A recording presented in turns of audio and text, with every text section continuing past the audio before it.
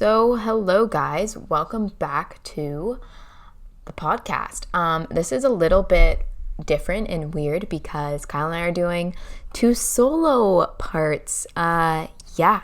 We just thought it would be cool to just give you guys what's been going on, what we've been feeling, or just literally free for all for the both of us. So that's what we're doing. I literally have no idea what Kyle's going to talk about, and he has no idea what I'm going to talk about. So this is going to be a surprise to both of us and for you guys. So here we go. I'm just going to give you a little life update being home. It's been really good. I have been having a little struggles, so I'm going to tell you about that, tell you what I did to fix it, and just have a little rant.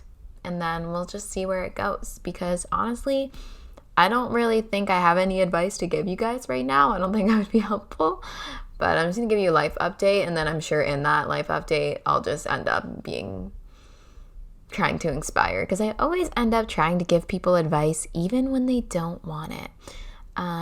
Good trait, bad trait, we don't know. But yeah, so being home, I came from Australia and I realized I lost more weight, and I was like, oh no. So we were just like, I don't know what's going on with my eating, I'm confused. So I went to a dietitian, and wow, that was fun.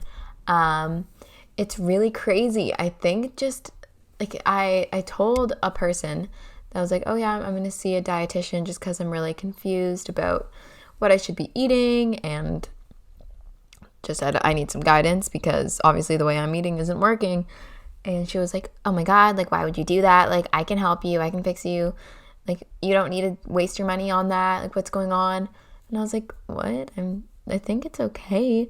So, here's me fucking giving advice.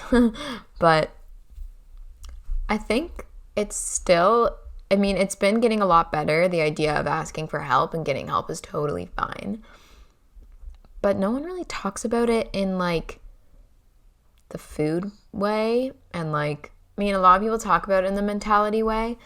But, like, not with, like, food. Like, it's okay to ask for help. And if you need help in any aspect of life, why is it, how do I put this? Like, you're weak for, like, getting help. Like, that's why it's there. That's why people have jobs in it. So when people are confused, they can ask for help. But yeah, I just thought it was really weird, and I don't understand the stigma to that. But whatever. Anyways, I was like, because I need it. So then I went, and this lady was so nice and so insightful, very welcoming on the whole, like, mentality side of food, which was really nice. I basically just get to eat more and eat desserts, and that's really exciting for me. So I love, love, love that. So yeah, I've also gotten both of my jobs back. So I've just been working about 25 to 30 hours a week. So just as much as I really was before I left. And I forgot how exhausting work is. Can we talk about the role of being in customer service? Because it is not given half the amount of credit it deserves. It is so draining, and it's so hard, okay? So let's first talk about retail. When you're in retail, one, you're walking around and you're on your feet all day, every day. And that is freaking exhausting. And you have target goals. People are always watching you. Like, it is draining. So when you go into a store, please be kind to everyone in retail, because it is so hard. And then when you're in food, like, so many people get so angry about food. But seriously, they're trying their best, and they have to deal with angry people all day. And it's really hard to just be like a perfectly happy version of yourself for 8 hours straight. So when you go to, like, your latest Starbucks and they accidentally put, like, milk in your latte instead of, coconut milk, just be very kind about it, because it's really exhausting and they're tired and you don't know what's going on in their life. So don't assume you know what's going on in their life too. Okay. Let's talk about goals, because I've been, like, into goals recently. I've just been trying to figure out what I really want in my future. And I do know I want to be in the business side of things. I'm not going to say anything specific in case, that doesn't happen. This would be really embarrassing to listen to in like 10 years and be like, haha, you thought you could do that. But yeah, I've just been thinking of like ways I can get there and ways I can improve on myself. And I think goals are so, so important. I mean, manifesting is a whole different topic, and Kyle and I have talked about it a lot, but like really, if your subconscious mind is always thinking about what you want, what you want to do, the decisions you make, you're secretly going to be making in order for your best self to get there. Oh my God, wait, that's another topic, your highest self. Anyways, we'll get there another time. But yeah, so try to think of like really what you want for your future and how you're supposed to get there. So for me, some goals I've been making are to not be so judgmental and hard on myself, because no one is their best self when they're, criticizing themselves and others. So I've really just been trying to like take a chill pill and not overthink and be so crazy about my appearance and my personality and what I'm doing. And, I will not lie. I may seem like a real productive, driven, go-getter kind of person, but like I love my bed and I will watch YouTube for hours. And if you are like if I have a day off and no plans, I will just like relax in my bed all day. I'll end up doing stupid things like stalking Instagrammers for like hours, but it is great. So that's totally off topic. How did I just get there? I don't know. But anyways, I really, really am trying to get my confidence back and stop comparing my life and my appearance. And that also goes with our few podcasts ago about getting off social media. So I've been trying to do that a lot more. And I don't know why at home, I just find it a lot easier. Like, I think just because I'm more busy, so like I don't really feel the need. Like when I'm working for 8 hours, I'm not on social media. And I usually pack my mornings up when I work, so I can get like my workouts in and whatever I want to do in the morning. So then I don't really think about my phone. And what I've been doing to not go on my phone, well, I'm technically on my phone, but I've been listening to podcasts a lot more instead of going on my phone. And that's been helping me a ton too, because podcasts are so like motivating, and they just make you feel good. And yeah, like even like, okay, so like Gretchen Garrity and Emma McDonald did a podcast together, and those are like two of my favorite YouTubers, and they literally just talked about the most random things. They talked about like why boys who play hockey are cool, and food, and what else do they talk about? What they do in the day. Like nothing that's gonna help me, honestly. It's just interesting to me because they're my favorite YouTubers. But I didn't feel like sad, or not that you feel sad, but like I didn't feel like comparing myself to them or anything. I was just enjoying their voices and everything, and it was really great. So I've just been listening to more podcasts. I need to slow my talking. See, this is why I could never do a solo podcast, because I talk stupid. Okay, ready? Deep breath. Breathe. Okay. Another goal of mine has been to journal more. I guess not really a goal, but just like something I want to do. My mom, I want to talk about my mom after. Okay. My mom was so kind and bought me this journal. It's actually Michelle Obama's journal that she made. And it basically just gives you like some prompts, because I've been struggling with doing my own journaling because I just got kind of bored of the way I was journaling and I didn't find it was helping me.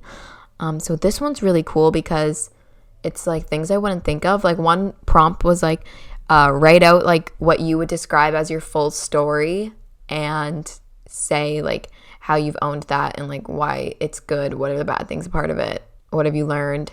And I was like, whoa. And then I spent like, normally in the journal in the morning, it takes me like 2 to 5 minutes, like real quick.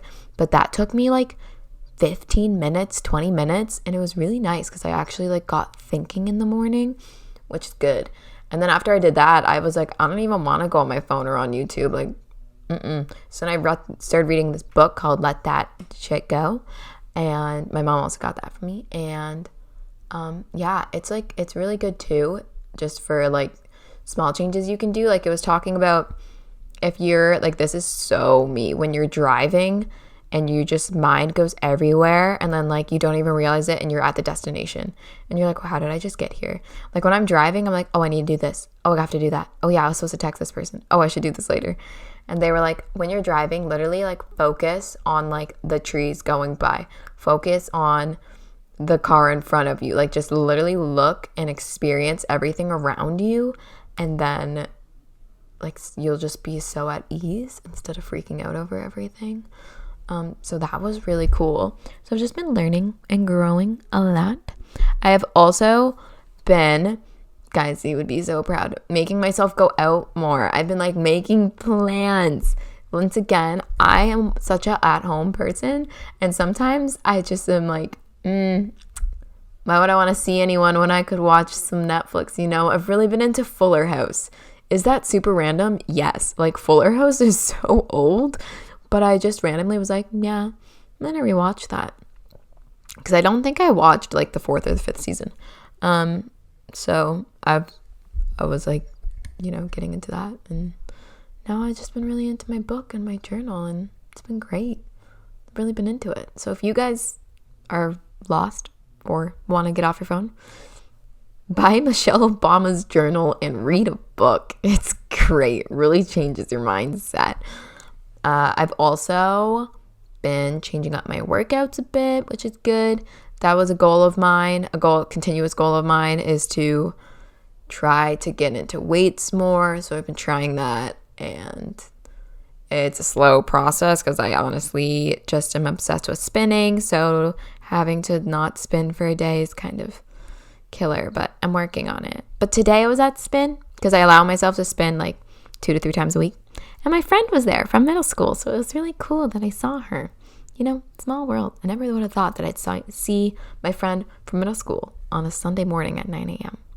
But that was really cool. Yeah, those have been my main goals. Just confidence, workouts, mindset, you know, the works.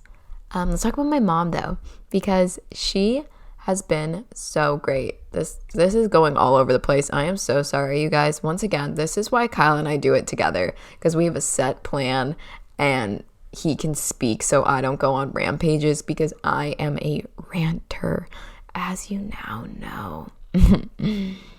You guys can just skip to Kyle's part if you want. But my mom, she's been so great. She's been like, oh my God, I don't know, man. Like, I am so lucky to have the mom I have. I mean, she came with me to the dietitian.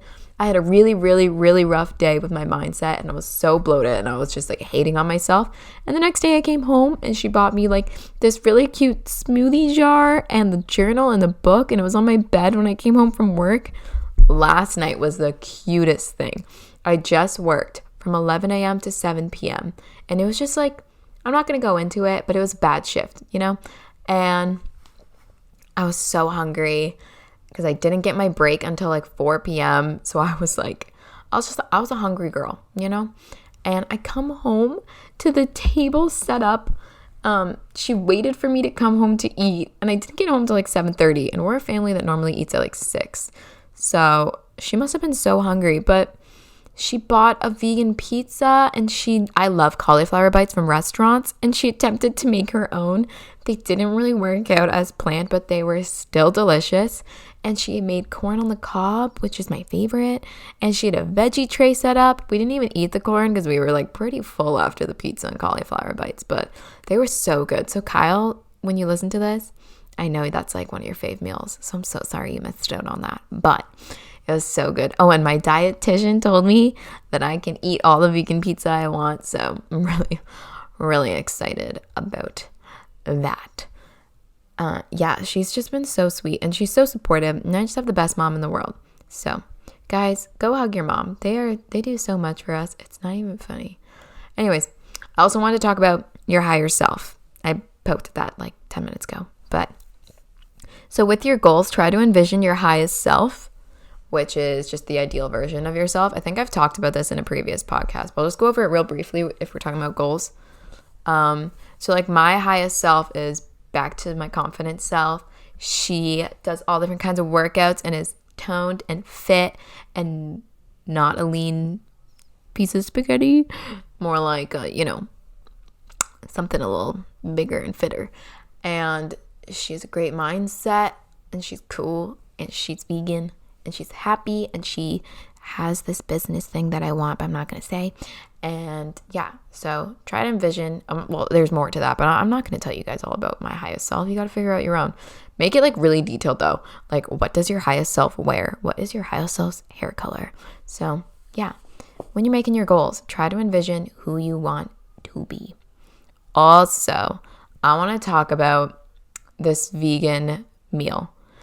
If you guys are looking for a switch up for a vegan brunch like option, I always do vegan pancakes because, you know, pancakes are amazing. But recently I went to Fresh. If you guys have never been to Fresh, there's many in Toronto. And on the weekends, they have an amazing brunch menu. So highly recommend. But I went with my friend, and I got so many DMs on Instagram when I posted this on my story.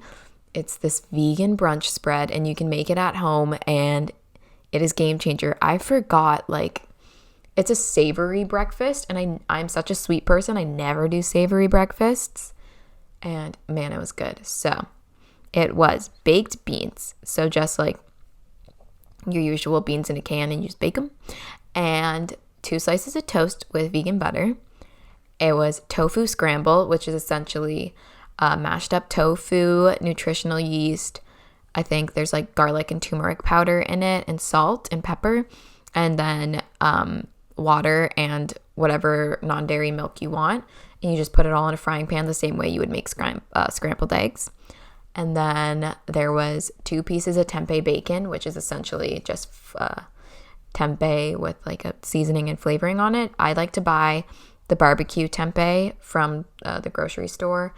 It's like in a little package. I don't know the brand name. I'm sorry, but I get it at Loblaws. So yeah, just 2 strips of those.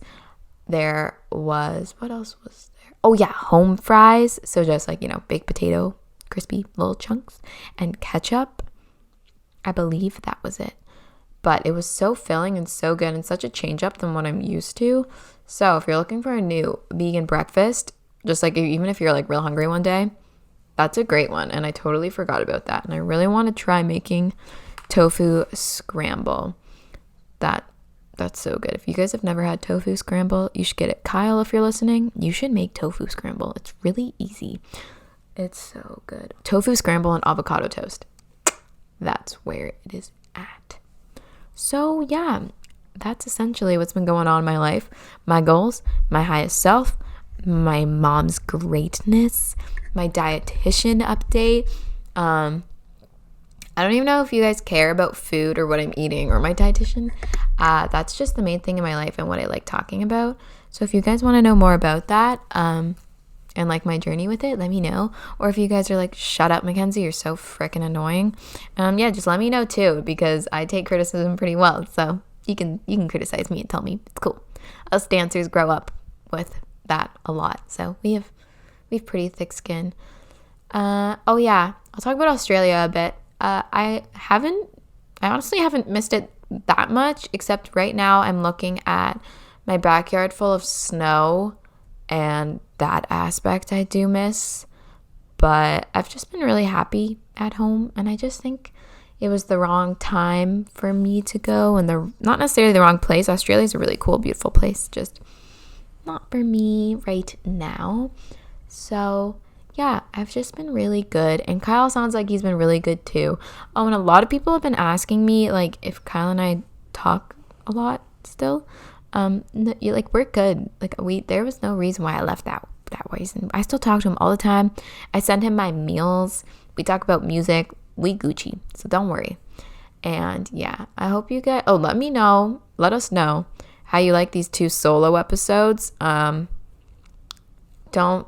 gonna record together preferably. It's just this time we are gonna do 2 solos. Yeah, send us some topic ideas, because we're kind of just doing whatever we are interested in. Hopefully that's what you guys like too, but let us know what you guys like. So yeah, now I don't know if I'm first or if Kyle went first. If I went first, on to Kyle. If I went second, sorry you had to listen to me rant, but I hope you enjoyed it and learned some things. And yeah, This has been Mackenzie's side of Mismatched. Hey everybody, welcome back to Mismatched. This is my solo episode, so part 2 of the series. Kenz and I have just been on, separate. The time zone difference is a big deal. 16 hours actually changes a lot, and now we're both working. So this one will be 2 solo episodes, but we'll get it going. A little announcement too, from now on we're going to be going on Thursdays. This will just give us some more time to edit and prepare and everything compared to Monday. So if you're listening to this currently and up to date, you'll probably have to wait about a week and a half, 9 days for the next one. Just a little update, but anyways, for this episode, just a little update on how Australia is going. And a funny story, actually. About, 2 or 3 days ago, I have a photographer friend, and he shoots a lot of, models for, swimsuit companies, and he works for, agencies and stuff like that. So he asked me, I've been asking him if he could take me along for a shoot. And just pretty much, I was just in charge of holding a reflector to light up the subject. But we're waiting for these people to come. We're skittering at the location. It's nice. It's, on these rocks near the ocean, near the harbor. And then he's like, just, wait up there. I'm going to go check one more thing out, see if they come. You'll know who it is. I'm like, okay. So I sit up there waiting. And I'm looking at the ocean. I'm not even looking properly and trying to find these people.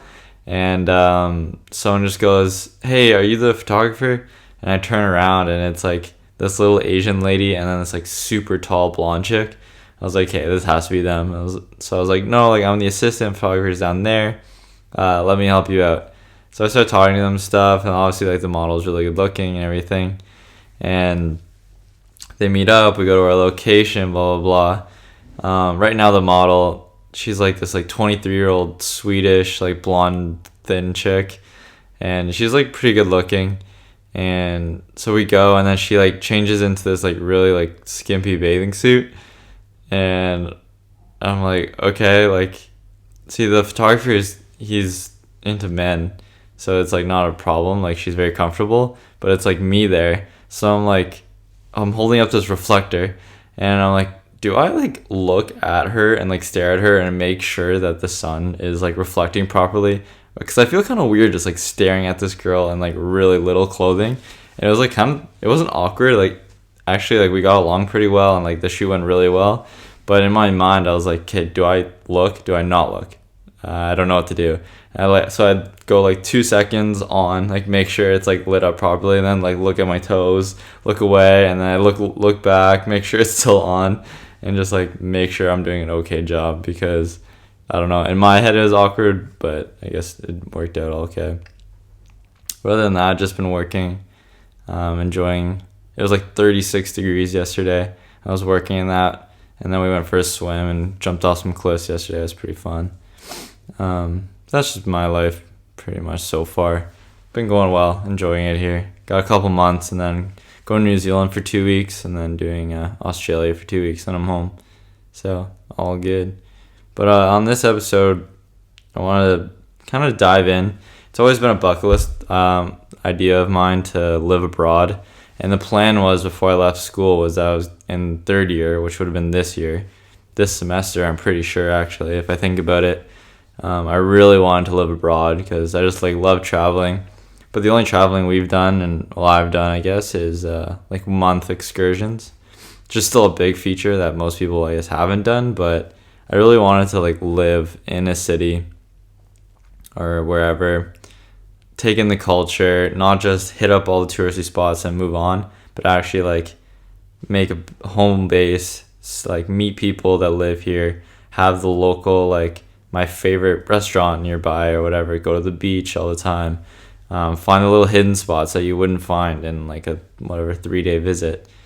And through this, I've learned a lot of things about what it takes to live abroad, and just a lot of lessons that I just wanted to talk about, and kind of just the difference between traveling and this.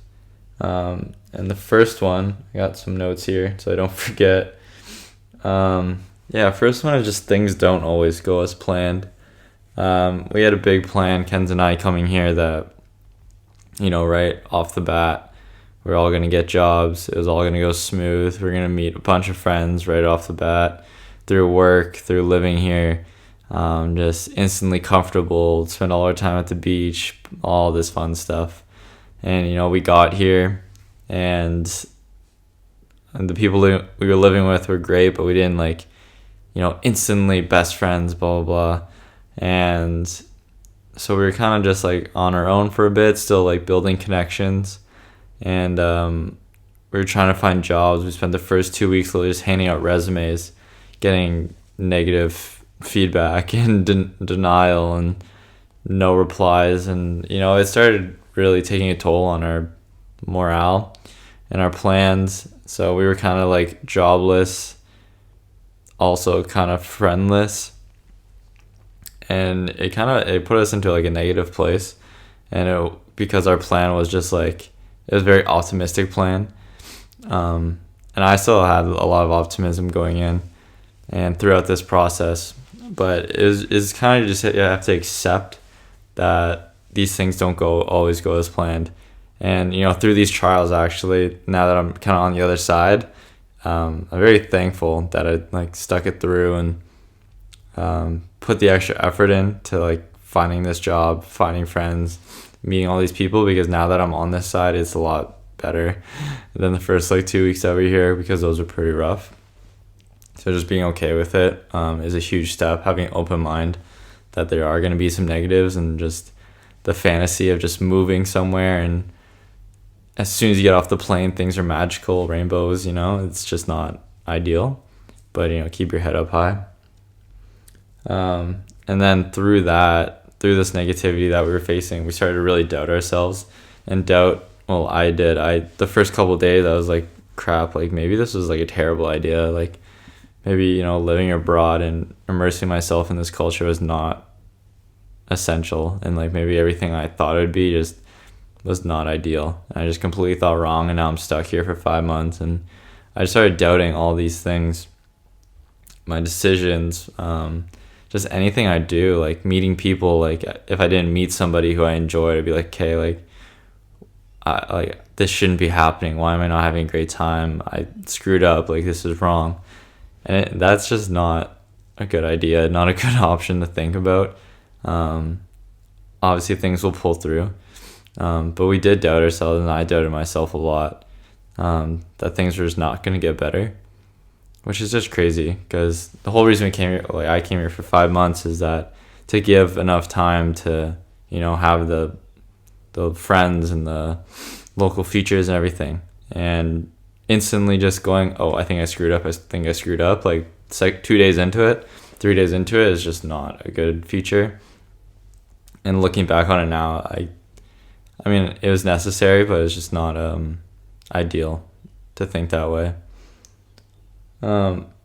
Through that, though, getting to the more friends and experiencing things, I just really, excuse my yawn, it's 3 o'clock, we just got back from work. You really have to burst your comfort bubble. Coming from home where you're used to everything, used to your friends, used to the environment, the culture, just everything, your home, your room, your bed, and then coming literally across the world, just immersing yourself in, not one thing is familiar, really. Australia, luckily, is kind of similar to Canada in a way, but you're just it's a completely different scenario than you are at home. And you really, to kind of burst that bubble and the comfort bubble, you got to put yourself out there. Whether that, I found my biggest one was through our roommates, just making sure we had plans to go out and actually hang out with each other. And it wasn't just oh, hey, how are you, in the kitchen, and then move on with our day. Constantly being hey, let's do this, let's do this, let's do this. Or if it's raining or something, but you always wanted to go on that walk or whatever, just pushing yourself, not just sitting at home watching YouTube because that's the comfort, when there's so much in the world to discover. I came here for a reason. And now just I'm gonna sit in my room, and because that's what the comfortable thing is to do, it's just not how I wanted my trip to be. So I really kind of self-reflected and had to push myself and catch myself kind of sinking into these comfort levels. We'd have like dinners here with everybody here the first couple weeks, and we didn't really know them, but I made sure that I'd go out and talk to these people because I knew if I wanted to have a deep connection and have a good time here, that I needed to get out of my comfort zone and, interact with these people, go see the things I wanted to see. And now by doing that, like we have such a stronger connection, and I'm like hanging out with these people all the time now. I'm not afraid to just go up and ask personal questions to other people I've met at work. I like constantly, it's just not the, oh, like, how's your day? It's like, oh, like, how do you feel about moving? Like, I work with people from like all over Europe. Surprisingly, like there's more foreigners at my work than there are Australians. So having like deep conversations, because that's what builds a relationship. And that took some time too. Like, work was another one that took a couple weeks just to like get used to the flow of things, get used to the people. Like, I remember the first day of work, it was just like me and this one guy, and we weren't, I was the new guy, so we weren't really like that comfortable with each other, I guess, and just asking like the basic questions. And it was like a gloomy day, and my whole, like, I didn't know anything, like what was expected of me, any of the roles, just any of that. So again, I'm just like sitting on this golf cart while this random guy is driving me around, and I'm just like, again, doubting my decision. And I'm like, oh, like, I don't know if I can work here. Like, I'm just so uncomfortable. I don't know any of these people. I don't know what to do. And then I just thought back to my other jobs, and it was kind of like that too. It's like the first week you're just getting to know people, getting used to all your things, all your tasks. And now, like, I genuinely, well, I mean, it's at 6 a.m., so I don't really like waking up at 5 a.m. But when I go to work, I know what's expected of me. I know what to do. I can crack jokes with the people. Today, like, my boss bought me coffee, and I don't even really like coffee, but he's like trying to convince me to like be a coffee drinker so I can join the other employees on like their coffee break and stuff and bond. So now like everyone's kind of getting to know me, and including me in their circle, which is just like a nice feeling, and that adds to, now I'm getting comfortable with my uncomfort previously, which then adds to the experience, and now I'm getting more used to like living here, and it's just a way better feeling, way better experience than before. But just like really back to the point is just pushing myself to interact with these people, interact with new experiences, not being afraid to speak out or go experience something else, has helped me tremendously since I've been here. And just getting out of your comfort zone. But with friendships, going back to that, it's really hard. It's harder than I thought to make like a deep, not emotional, but understanding someone that you actually care about, like a friendship that you actually care about. And it's harder than I thought. Like, I thought I've met a lot of people here that you'll say hi, you'll do your basic, oh, like, where are you from, blah blah blah, like, oh, what do you do for fun, and then it's kind of like done, and I'll see them like once more, and it's the same thing, and be like, oh, okay, how's it going? And it's just, I don't know, it's just like a surface level friendship. And it's really easy to have surface level friendships, but it's those like true friendships that you can go up and crack jokes and ask personal questions and advice and everything. Those deep, and then those friendships that also have like long memories, or like a deep foundation is what I'm trying to say. It's very difficult, and it takes a lot of time to build these friendships, but those are the ones that you strive for. Because like coming here, as soon as like I met all the people we were living with, and then I met the people at work, and they're all surface level at the start, and I was just like, oh, hey. And that's when I was like, I'm comfortable.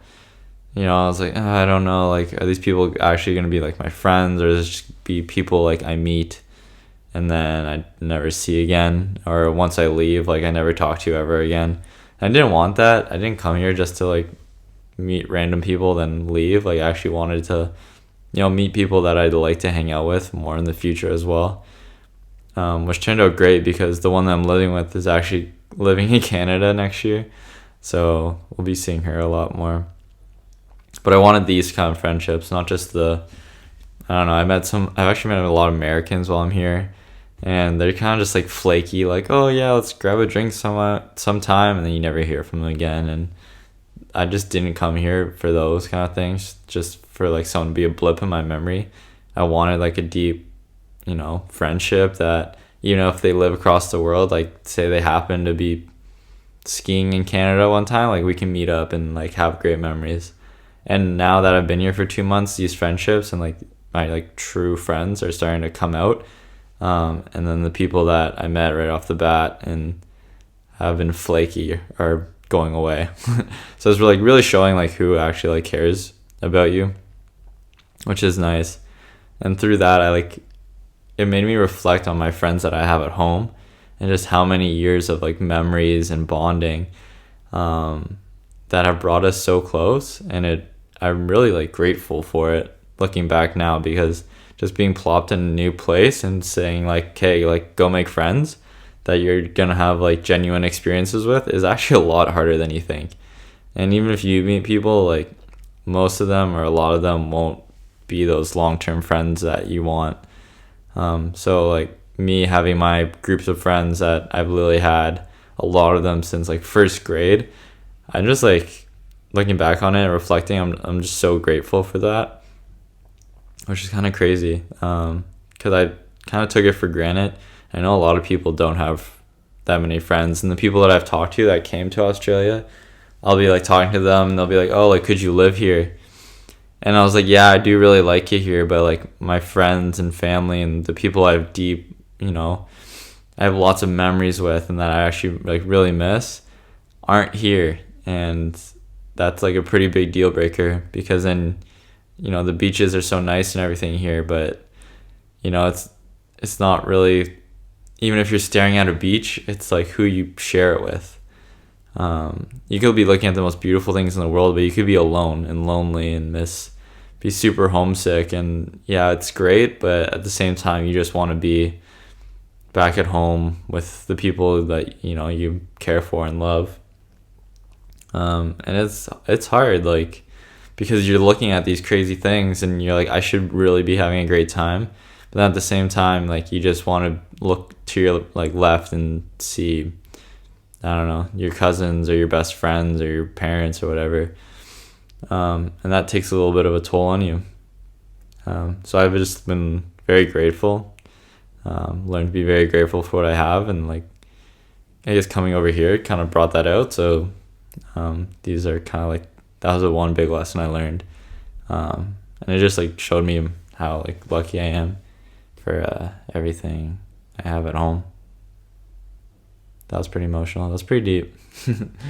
And then I guess lastly was like, kind of going off the back of that, is like being homesick is like, and missing home is it's very okay.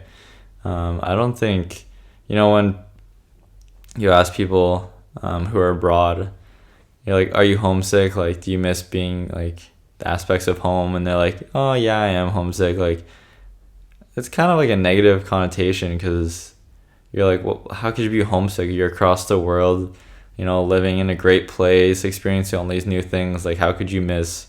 I mean, it's like blizzarding at home and everything right now.